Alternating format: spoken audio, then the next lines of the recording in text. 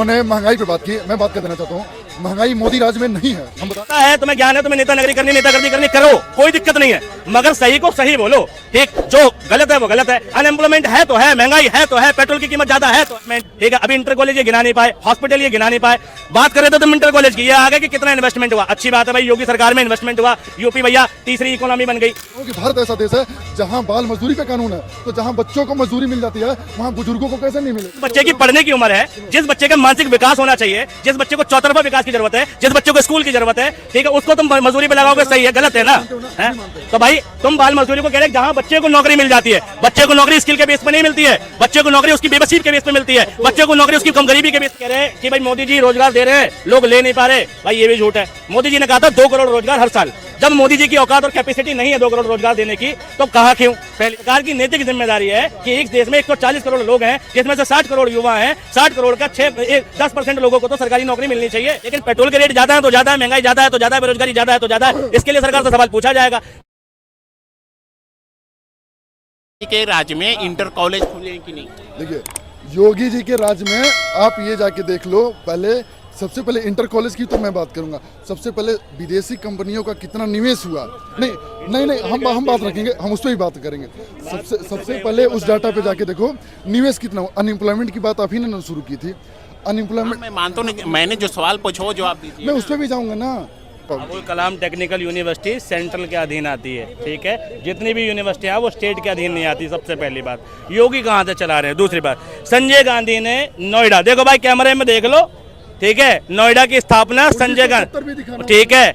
मैंने कहा था 70 के आसपास हुआ था। सुनो, मैंने कहा था 70 के आसपास हुआ था, ठीक है। 70 के दशक की बात है ये। 70 से 80 के बीच में हुआ, 76 में। ये मायावती है। अरे मैं स्टेट, भाई कोई भी क्षेत्र बनता है, ठीक है, उसका एक संगठित एरिया अलग होता है। जैसे झारखंड बना, ठीक है, जैसे तुम्हारा उत्तराखंड बना, वो सेंट्रल की पॉलिसी से अलग होता है। राज्य के पास अधिकार नहीं है कि अपने भूभाग को अलग कर दो या जिला घोषित कर दो। वो अपने यहाँ विधानसभा में पारित करने के बाद संसद में पारित करती है, उसके बाद होता है भाई साहब वो, ठीक है। तब बिना, जब केंद्र की बात हो रही है, 1976 में संजय गांधी की पॉलिसी थी, मायावती उस टाइम पर, ठीक है, मुख्यमंत्री में थी, पद में थी, ठीक है भाई। वो ठीक है, मायावती ने डेवलप किया, लेकिन भाई पॉलिसी की बात हो रही है। संजय गांधी, मैंने क्या गलत नाम लिया? चीखने लगे, चिल्लाने लगे।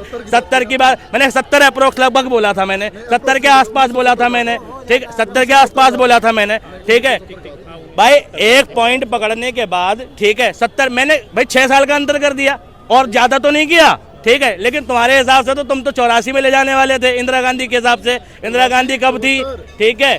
अब सुनो भाई, तो गलत तो तुम भी थे, सही तो तुमने भी नहीं बोला, 74 बोला। तो अब दूसरी बात ये कह रहे हैं कि डेवलपमेंट, ठीक है, अभी इंटर कॉलेज ये गिना नहीं पाए, हॉस्पिटल ये गिना नहीं पाए। बात कर रहे थे तुम इंटर कॉलेज की, ये आगे कि कितना इन्वेस्टमेंट हुआ। अच्छी बात है भाई, योगी सरकार में इन्वेस्टमेंट हुआ, यूपी भैया तीसरी इकोनॉमी बन गई, ठीक है, सबसे ज्यादा इकोनॉमी के तौर पे। लेकिन इन्हें ये भी तो समझना है कि भैया महाराष्ट्र अपनी जो इकोनॉमी देता है, वहां से जो सरकार को रेवेन्यू जनरेट होता है, गवर्नमेंट उस रेवेन्यू का सिर्फ 19% महाराष्ट्र को वापस करती है। लेकिन यूपी एक ऐसा स्टेट है कि जितना रेवेन्यू सेंट्रल को मिलता है, उसका 3 गुना रेवेन्यू को वापस मिलता है यूपी को। यानी अगर 100 रुपए यूपी से आते हैं तो 300 रुपए केंद्र सरकार यूपी को देती है। महाराष्ट्र से 100 रुपए आते हैं तो 19 रुपए महाराष्ट्र को मिलते हैं। ये भी तो समझना पड़ेगा इन्हें भाई। यूपी तो इन्हें पता है, लेकिन डेवलपमेंट तो समझ लो। इकोनॉमिक्स नहीं समझते यार, तुम फार्मेसी वाले हो, ठीक है, तुम्हें इकोनॉमिक्स नहीं पता, तुम क्यों जबरदस्ती ज्ञान दे रहे हो? तुम्हें भैया ज्योग्राफी नहीं पता, क्यों पॉल साइंस नहीं पता, क्यों जबरदस्ती है? कोई दिक्कत नहीं है, मैं नहीं मान रहा। तुम्हें पता है, तुम्हें ज्ञान है, तुम्हें नेता नगरी करनी, नेतागर्दी करनी, करो, कोई दिक्कत नहीं है, मगर सही को सही बोलो, ठीक। जो गलत है वो गलत है। अनएम्प्लॉयमेंट है तो है, महंगाई है तो है, पेट्रोल की कीमत ज्यादा है तो है। गलत कह रहे महंगाई भी नहीं है ना शायद मोदी राज में? महंगाई है। इन्होंने महंगाई पे बात की, मैं बात कर देना चाहता हूँ, महंगाई मोदी राज में नहीं है। हम बता रहे हैं कैसे नहीं, हम बताते हैं इसका रीजन भी कैसे। आपने अनएम्प्लॉयमेंट की बात की, मैं जब पहली बार डिबेट में आया तभी कहा कि जिस देश में भैया कहते हैं नेतागिरी, भैया से अच्छा नेतागिरी कोई नहीं करता है। इन्होंने कहा संविधान की मुझे कमी है। अरे मैं इस देश का नागरिक हूँ, मुझे संविधान कैसे नहीं पता होगा? मुझे प्रियम्बल ऑफ कॉन्स्टिट्यूशन। बेरोजगारी और महंगाई, बेरोजगारी। अरे रुको ना, सब कुछ बोलेंगे। अरे बोलो यूपीएससी की सुनो, मैं अपनी बात रख रहा हूँ ना, पहले मैं अपनी बात रख रहा हूँ, अपनी बात। ये क्वेश्चन करेंगे, संविधान के 6 मौलिक अधिकार। ये क्वेश्चन करेंगे, अरे ये क्वेश्चन करेंगे, हम करेंगे। अच्छा, बेरोजगारी और महंगाई। मैं बेरोजगारी, अरे रुको, बेरोजगारी पे मैं बात कर, अरे रुको, जिस देश में बाल मजदूरी पे कानून बनता हो, मैं कहता हूँ कि अगर यहाँ बच्चा काम करते हुए पकड़ा जाए, आप उसे पकड़ के जेल भिजवा सकते हो, उसके गार्जियन को, उसके ऑनर को। क्यों क्यों भैया? अच्छा, बाल मजदूरी करना सही है? नहीं, मैं सही है, तुम सही मानते हो बाल मजदूरी? नहीं, क्यों अब मैं बता रहा हूँ, अब देखो, बेसिक बात है, तुम बेसिक बात पूछ रहे हो। जिस बच्चे की पढ़ने की उम्र है, जिस बच्चे का मानसिक विकास होना चाहिए, जिस बच्चे को चौतरफा विकास की जरूरत है, जिस बच्चे को स्कूल की जरूरत है, ठीक है, उसको तुम मजदूरी पे लगाओगे, सही है? गलत है ना? है तो भाई तुम बाल मजदूरी को कह रहे जहां बच्चे को नौकरी मिल जाती है। बच्चे को नौकरी स्किल के बेस पे नहीं मिलती है, बच्चे को नौकरी उसकी बेबसी के बेस पे मिलती है, बच्चे को नौकरी उसकी कम गरीबी के बेस पे मिलती है।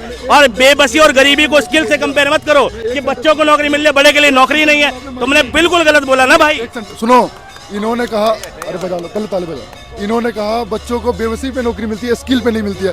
तो यही तो काम नरेंद्र मोदी जी कर रहा है कि स्किल का डेवलपमेंट हो। स्किल डेवलप होगा तो बच्चों को में जो ये बाल मजदूरी है वो खत्म होगी। और मैं कहता हूँ कि भारत ऐसा देश है जहाँ बाल मजदूरी पे कानून है, तो जहाँ बच्चों को मजदूरी मिल जाती है, वहाँ बुजुर्गों को कैसे नहीं मिलेगा, युवाओं को कैसे नहीं मिलेगा। और भैया के अनुसार ही स्किल का डेवलपमेंट होगा तो युवाओं को भी, यूथ को भी रोजगार मिलेगा। और बेरोजगारी कहाँ है? महंगाई भैया नहीं है, इसलिए नहीं है क्योंकि आज के समय में आप पीछे देख लो, आप जिस जगह पे खड़े हो, ये मार्केटिंग हब है। अगर महंगाई बहुत ज़्यादा होता तो घर के लोग खाने पे ज़्यादा ध्यान देते, पहनने पे नहीं देते, क्योंकि अटता ही नहीं ना पैसा, महंगाई इतना था। लेकिन लोग के पास आज सेविंग इतना ज़्यादा है और अपने सोर्स से बेनिफिट इतना ज़्यादा है कि महंगाई है ही नहीं। लोग अपने खाली समय परचेजिंग में। हाँ, ये कहना चाह रहे मोदी राज में कोई महंगाई नहीं है। भाई जो ये कह रहा है उससे बड़ा मूर्ख नहीं है कोई। पूछो क्यों? क्योंकि देश, पूरी दुनिया बता रही है हंगर इंडेक्स में इंडिया कहाँ है और इंडिया की इकोनॉमी कहाँ गिर रही है।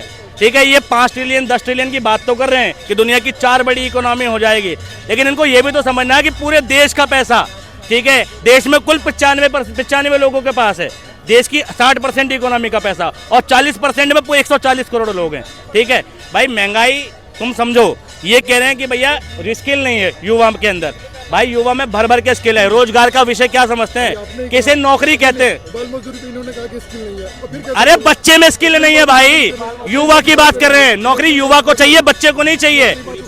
10 साल के बच्चे में स्किल थोड़ी आएगी, यू नौकरी चाहिए भैया। 18-20 साल का हो गया, उसको स्किल उसके अंदर है। दूसरी बात ये कि भाई ये कह रहे हैं कि भाई मोदी जी रोजगार दे रहे हैं, लोग ले नहीं पा रहे, भाई ये भी झूठ है। मोदी जी ने कहा था 2 करोड़ रोजगार हर साल। जब मोदी जी की औकात और कैपेसिटी नहीं है 2 करोड़ रोजगार देने की, तो कहा क्यों? पहली बात। दूसरी बात, कह दिया तो माफी क्यों नहीं मांग रहे कि नहीं दे सकता? ठीक, फिर अगर 2 करोड़ नहीं दे सकते तुम यार 20 लाख ही दे दो, 2 लाख ही दे दो ना। ठीक, दे क्यों नहीं रहे भाई? रोजगार से मुराद समझ लो, किसी भी व्यक्ति को रोजगार क्या कहते हो तुम? जब कोई व्यक्ति रोजगार से अपनी जीवनी सही तरीके से पूरी करने के बाद अपनी इनकम का 30% सेव करने के कैपेबल होता है, उसको रोजगार कहते हैं। ठीक, रोज कमाने रोज खाने वाला जो है रोजगार तो है, मगर वो सफिशिएंट रोजगार की कैटेगरी में नहीं आता। इकोनॉमी, अर्थव्यवस्था एक ऐसी व्यवस्था है जिसमें एक व्यक्ति अपनी आजीविका सही तरीके से कमा ले। सरकार लोगों को आजीविका कमाने के साधन प्रोवाइड करती है, ठीक है, वो सही अर्थव्यवस्था होती है। भाई मजदूरी कमाना खाना, यार तुम नहीं कमाओगे भीख मांग के खा लोगे। गुरुद्वारे में खाते ला जाने कितने लोग, तो इसका क्या मतलब सरकार खिला रही है क्या? सरकार की नैतिक जिम्मेदारी है कि एक देश में 140 करोड़ लोग हैं, जिसमें से 60 करोड़ युवा हैं। 60 करोड़ का 10% लोगों को तो सरकारी नौकरी मिलनी चाहिए, जो पिछले 10 साल में नहीं मिली है। भाई वही सवाल है। तो यार तुम कह रहे हो इसके मतलब नौकरी तो नौकरी नहीं मिल रही और देश के लोग देश के युवाओं का मजाक उड़ा रहे हैं, तो अलग। यार गजब है यार, नौकरी नहीं मिली ठीक है, लेकिन सरकार से सवाल तो कर। महंगाई पे बोला इन्होंने, महंगाई नहीं है। महंगाई नहीं है, मतलब पेट्रोल के रेट नहीं बढ़े, ठीक है, सरसों तेल के रेट नहीं बढ़े, क्या बाकी चीजों के रेट ही नहीं बढ़े। मनी इन्फ्लेशन मैंने पहले ही बताया था, 2014 के 1 लाख रुपए 2024 में 4.5 लाख रुपए की वैल्यू रखते हैं।